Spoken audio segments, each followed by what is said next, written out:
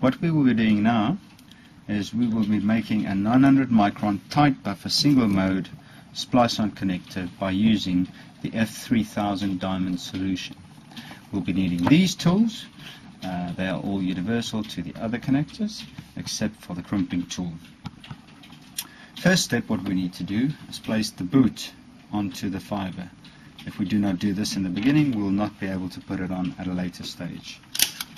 Second step is we need to prepare the fiber. First we'll remove the secondary 900 micron buffer fiber, and then we will remove 250 primary coating of the fiber. Next we will clean the fiber until it's squeaky clean. If it's not squeaky clean, it will not splice well. The next step,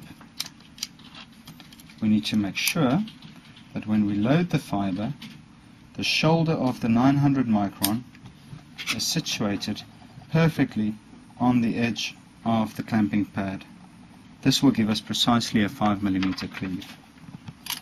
Close the lid, cleave the fiber, and transfer to the fusion splicer.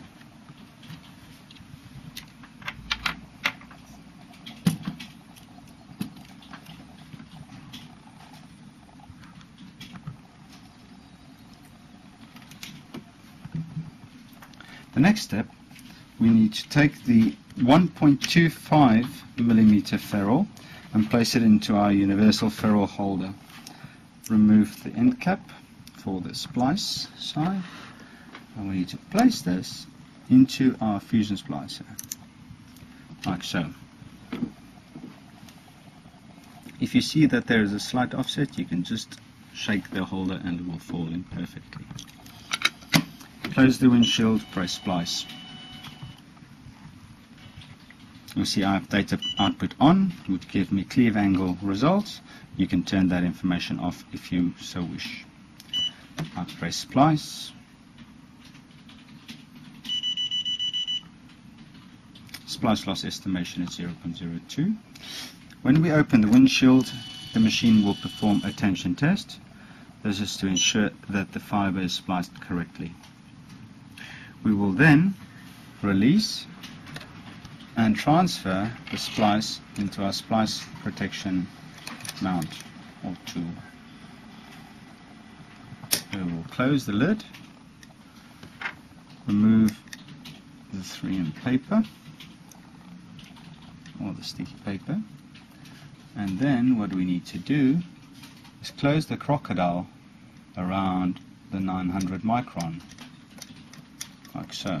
You can see that I can rest easily on the working table. That's complete. What we need to pay attention to is to make sure that the crocodile has closed around the 900 micron.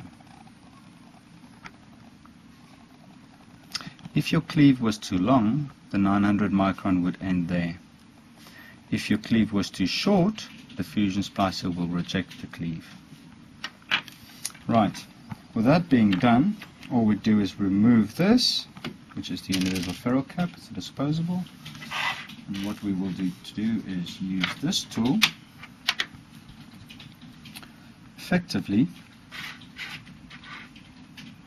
we will insert this into the F3000 connector.